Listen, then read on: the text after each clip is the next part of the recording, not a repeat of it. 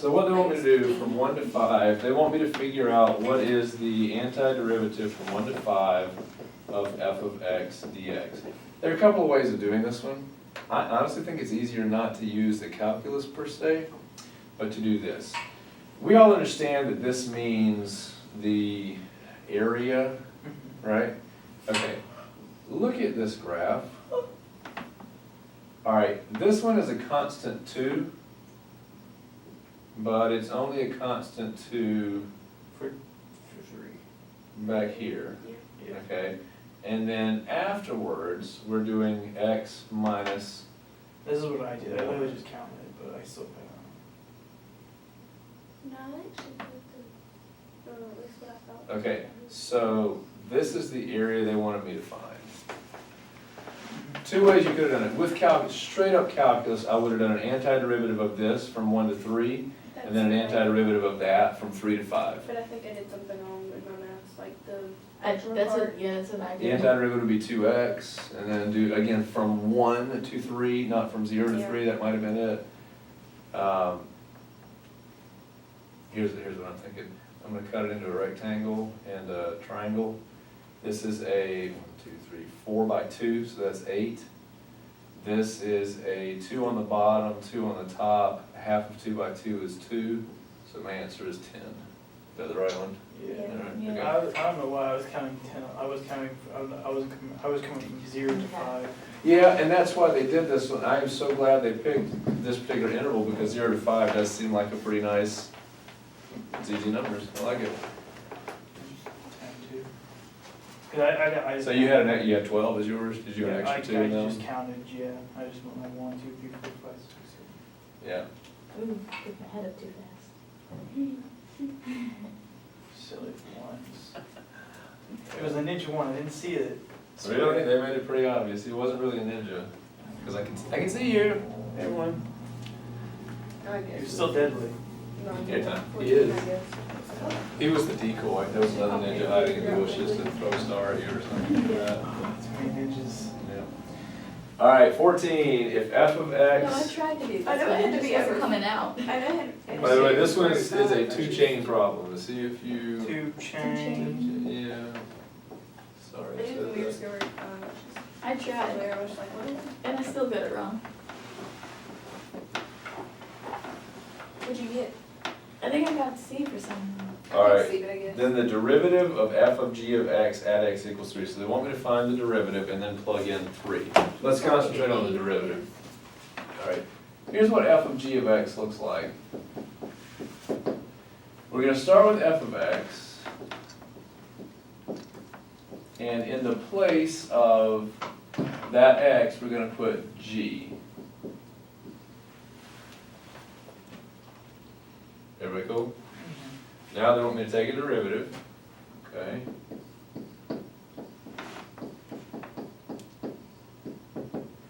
All right, 1/2 thing.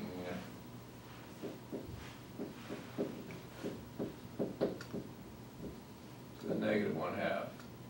Now with the chain part, let's go inside. Oh, got a second chain here, so it's gonna be 2 thing to the first times the derivative of the inside, which is 3.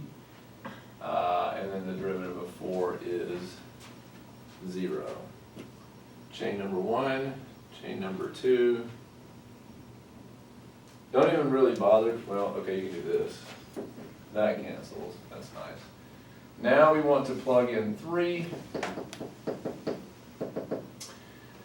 All right, let's see here. We've got, on the top, we will have 9 minus 2, which is 7. 7 times 3 is 21. On the bottom, 9 minus 2 is 7 still? 49. Is that right? 49? Yeah. Minus 4 is 45, so the square root of 45. Oh, wow, they're kicking it old school. They're gonna make me rationalize, not rationalize, but simplify that. All right, so we got 21 over this 9 times 5, so 3 root of 5. That cancels, and I get 7 over root of 5.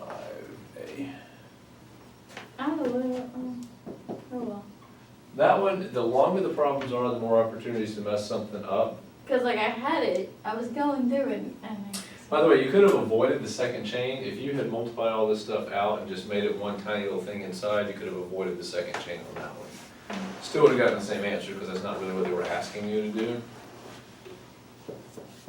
All right, 15. Oh! Who got this one right? I did. Sloan and I were giggling at this one because it is I so did, right? awesome. We were going over the test before. Oh, this one was so good. This one I love is this one. gorgeous. I- Absolutely that was- gorgeous. It was actually wasn't really hard. No, if you, It was if you just the thought about what they were combinations, yeah. asking. I changed my answer like 3 times because I'm like, wait a sec, you know. Cause I'm looking, I was like, hey. oh, And This then one was, oh, I love looked this at it, I was like, problem. well, it either has to be, which one was that? I put hearts and smiley faces all over Aw. mine. I was like, it either has to be Unicorn. between A or E, I think, and then I looked and I was I put like, my no, hand on because my if you're mouth. taking derivative, the, exponents are going down, so then it has to go. That's not, what's that? No, watch. Okay, so H of I would X, sit this way. You got it. It's simple. H of 6 equals 0. H prime of 6. no. H of 6. H of 6 does not equal 0. H of 6 is something negative. Oh yeah, H of Yeah. 6 is Okay. negative. Okay. All right, now keep this in mind. With the picture, and the crude picture looks something like this. You've got somewhere here at 6, the graph does this, and then something like that. And then it curves back down. Okay, so here's 6. This is why it's so cool. H is a function that talks about Yeah. Well, no, area of f, yeah, okay? that's a lot of negative area. From 0 to 6, if we do H of 6, they're asking you, what is all the area from 0 to 6? From 0 to 6, that is one solid chunk of negativeness. So whatever it is, Big fat negative. it's negative. Big fat negative. All right, H prime of 6, That's just saying with the graph of x, it's okay?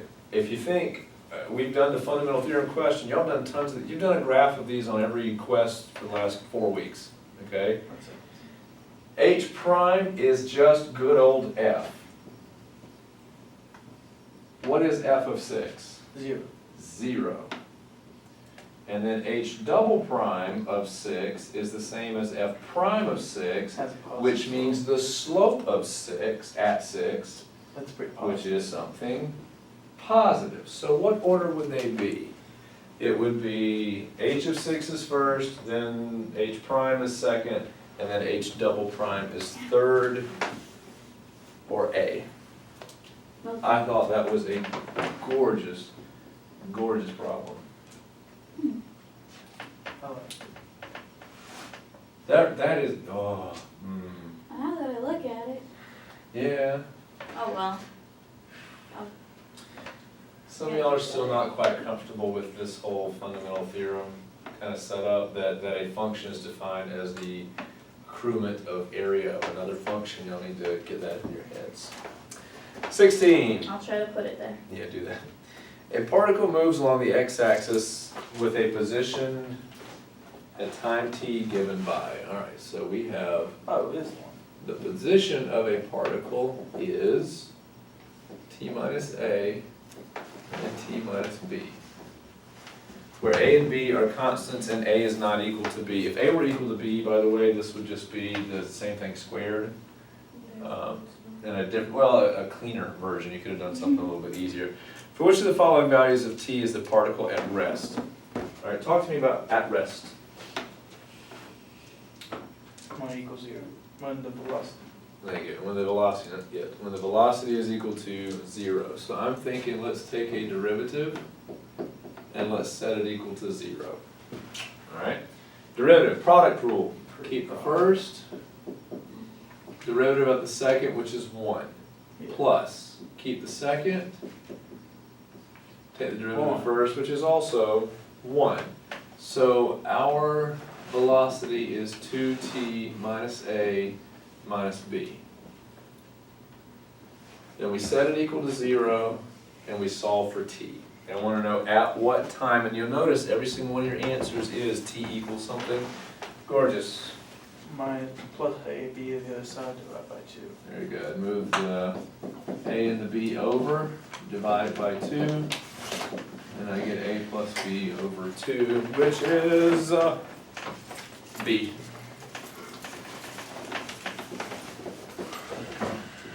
$17. Keep it rolling. Okay, this is not a write it down one. The figure above shows the graph of f. If f of x is the antiderivative from 2 to x of g, which of the following could be the graph of g? So f is the antiderivative of g, and so Which means that g is the derivative. derivative of f. So Yeah. I need a picture of something that is his derivative. I'm not good with these problems. Okay, think about this. I changed my answer. I really hate Did you myself. do D? I changed it 2D from A. Right. You took the derivative, I'm sorry, you took the antiderivative of f. I did. First I took the derivative and then I put A, and then wait a second, and then I took the antiderivative for some reason. I got all mixed up. Here's what y'all should be noting. If f of x is the antiderivative from, what, 2 to x? Yeah. 2 to x of g, alright? 2 to x of g. If we were to take the derivative of both sides, we would get g of x is equal to f prime of x. And if they want me to find g, all I have to do is find something that represents g's derivative. Think about this.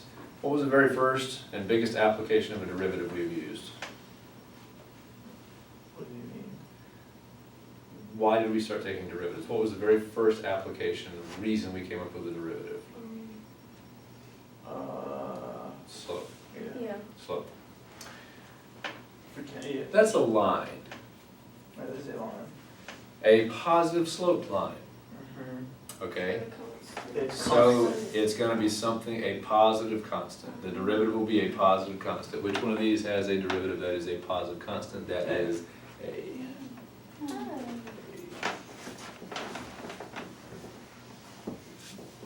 Positive constant. Yeah, that's what I took a derivative first, put A, then came back to it, it's like an antiderivative for some reason. Yeah. 18. That would go on this one. Well, you say that? I got It's this probably one. really easy. Oh, this is beyond easy. All right, we have limit, I'm sorry, I read the limit. What is it, natural log of 4 plus h Yeah, minus natural log of 4 all over each. all over h. Okay. There are two ways to think about this. When I showed this one to Sloan, he was like, L'Hopital's rule. That's what I did. If you plug in 0, you get natural log of 4 minus natural log of 4, which is 0, over 0, 0 over 0. So yes, it is a gorgeous candidate for L'Hopital's rule. Let's. I did it. If we take a derivative using L'Hopital's rule, and remember L'Hopital says take the derivative of the top, derivative of the bottom separately, and then try your limit again. Well, the bottom is going to be 1, which means L'Hopital's rule is done. Whatever it is, it's finished. Okay, derivative, natural log. Derivative of the natural log is 1 over thing Times thing. times the derivative of that, if we have to Yeah. chain it. Derivative of this is just 1. All right, so no big deal. Derivative of natural log of 4, that's a constant, so we get 0. Now I can go ahead and plug in 0, and I get 1/4. I did it. Right. Here's the other way to think about it. It made me a little sad that nobody saw this. Anybody recognize this form? What form? This It looked form. familiar, but I. Oh, yeah, it should look familiar to you.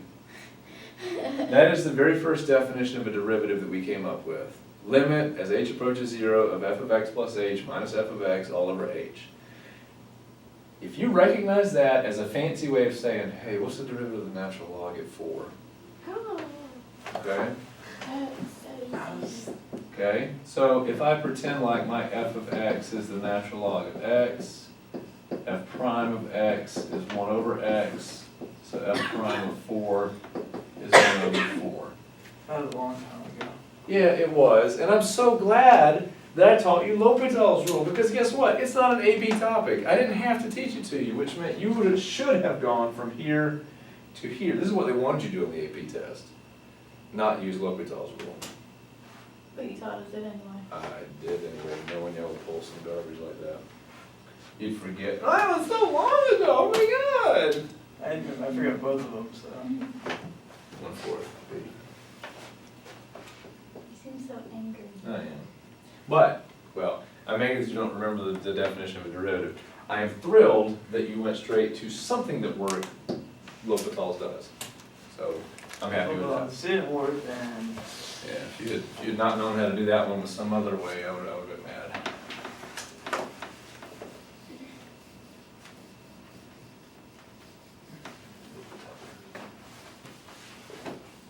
It worked, I guess. Any questions after I've already erased it off? All right, number 19, the function f is defined to be x over x plus 2. Roger that.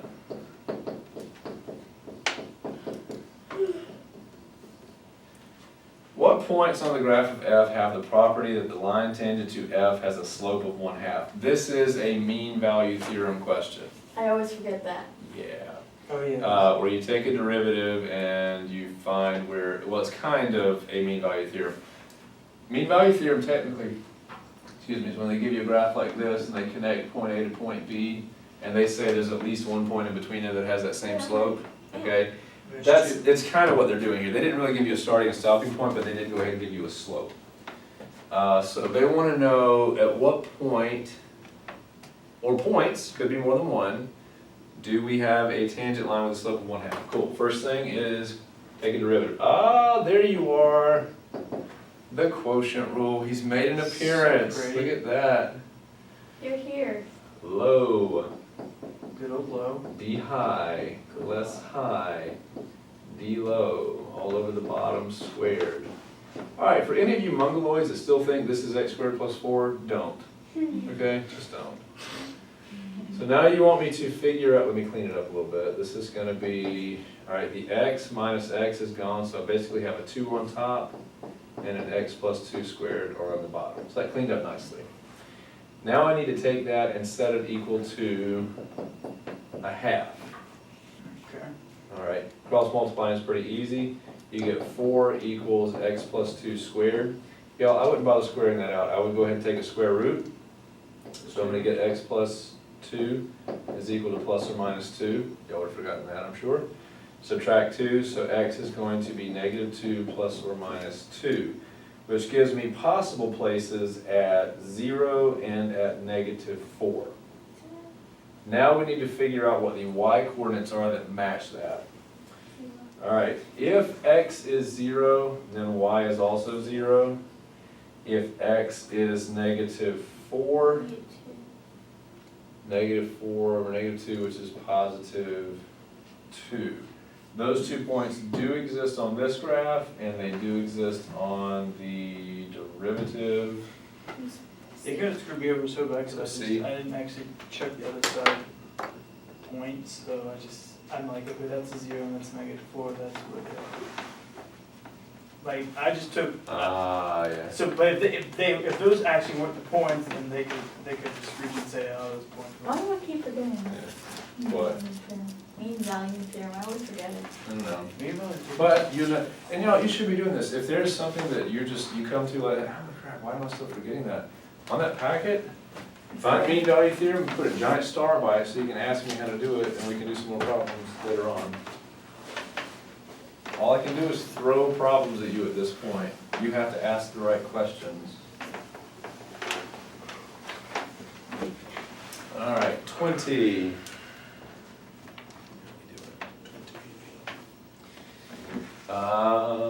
Oh, this is the one I expected y'all to miss. I honestly did. Out of all of them, this is the one I looked at Sloan and said, yeah, this is the one they forgot. All right, so f of x, did you get it right? No, Is equal yeah. to 2x plus 1 cubed.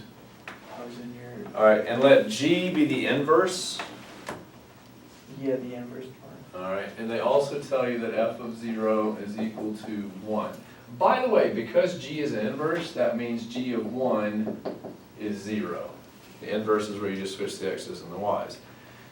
What is the value of g prime of 1? Okay, you need to remember this. G prime of some value b is the same thing as 1 over f prime of a, where a and b are corresponding points. Okay? So here's the deal. If I want to know something about g prime of 1, I need to be looking at f prime's matching point, which in this case is going to be 0. Okay? So what I'm going to do first is take the derivative of f and get 2x plus 1 squared times 2, or 6 times 2x plus 1 squared. Now, instead of plugging in the 1 that they want from g, I'm going to match it up to his partner point, the inverse point, which is going to be 0. So f prime of 0 is going to be 6. My answer, therefore, for g prime of 1 is going to be the reciprocal of f prime's 0, or 1 over 6. Oh.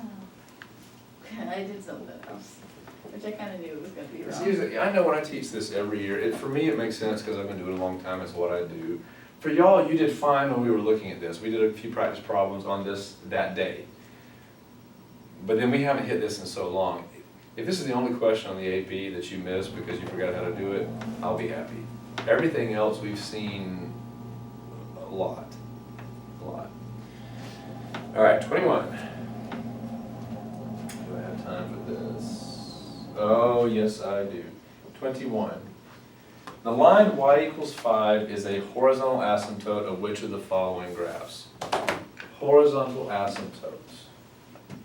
Okay, anytime they say horizontal asymptote, that means take a limit going to infinity, Or handy dandy rule. or handy dandy rule. I thought I'd get. So, which of these, Oh, I went to negative, oops.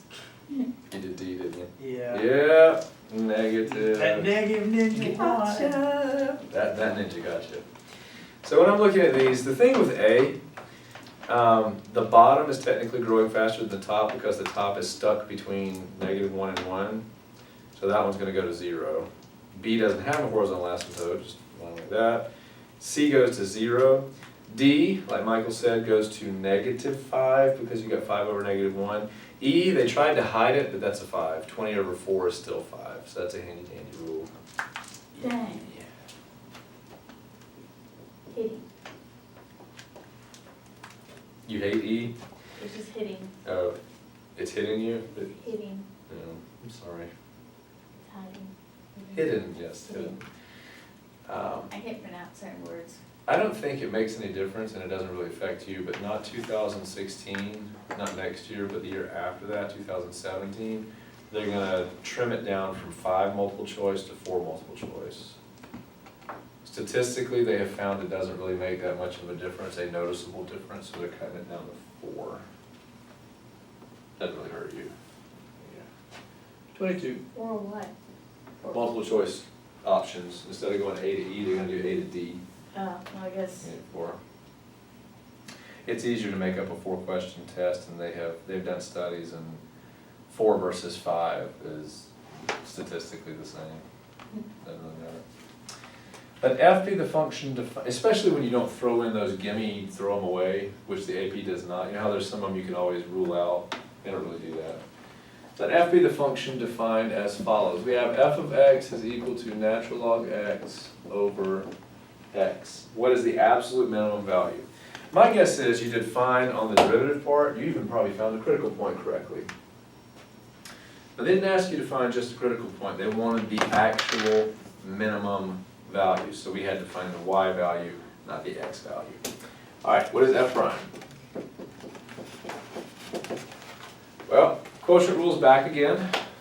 So let's try this one. We have low, d high, less high, d low, which is just a 1, all over the bottom squared. I would clean that up a little bit. That's gonna be 1, so 1 minus natural log of x over x squared. Okay, then we have to find the critical numbers, and the critical numbers we will get in a number of ways. Either where it's undefined, which this one is undefined at 0, but that's an asymptote. Okay, asymptote for this graph. So I'm gonna set the top equal to 0 to find the usable critical points. 1 minus natural log of x equals 0, or 1 equals natural log of x. What is x? Natural log of what is equal to 1? Okay. Or better yet, how will I get rid of the natural log? What's Put wrong with any? E. Alright. exponential. So we get x equals e. Oh. E to the first Yeah. or e. Now, that's why if you put, see, I would put e down as one of my answer choices. Poop. Not what they ask you to do though, that's the critical number. To find the absolute maximum, I'm gonna take e and plug it back into the original to figure out what the y value is. So, f of e is going to be natural log of e over e, or 1 over e, which is b.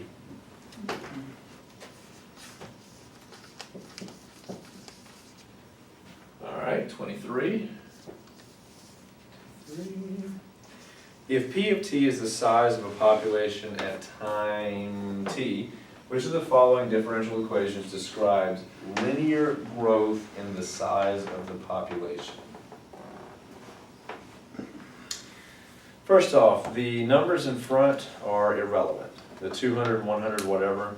What is important is the T's and P's and stuff like that.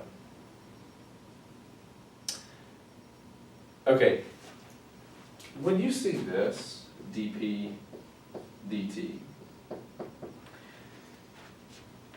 how do you interpret these letters, the P and the T? The P is the population and T is the What does the T stand for? time. Time, all right. I think of it kind of like this too. The P is the name of some function, the population function, and T is the variable in that problem. Just like we're used to seeing dy dx, that dy is the name of the function and x is the variable in the problem. So what I'm thinking is P is the original name of the problem and T is the variable that I will see. So if they want this to be linear growth, I need something whose antiderivative, well, linear growth, okay, so I need somebody whose derivative is a line. Which one of those has a derivative that is a line?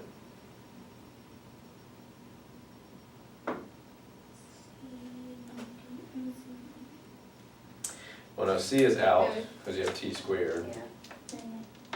okay? So A or B. So either A or B. Now, both of those, A is a constant and B is a line by itself. But which one of those populations would actually be described as a line? The antiderivative of A would be 200t, which is a line, and the antiderivative of B would be 100t squared, which is actually a parabola, so it is A. The antiderivative of this, which would be P, is equal to 200t. That's the one that shows a linear model for population growth. It's really the only option.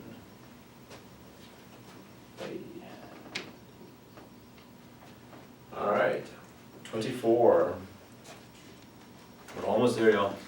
Let g be the function given by that, where k is a constant. For what value of k does g have a critical point at x equals 2/3? All right, we can do this.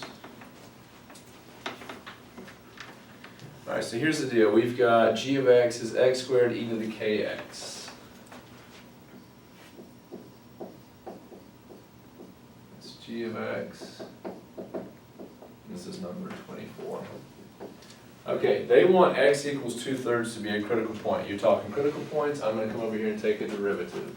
So g prime of x is going to be product. I will keep the first, derivative of the second, it's a tiny chain rule there, plus,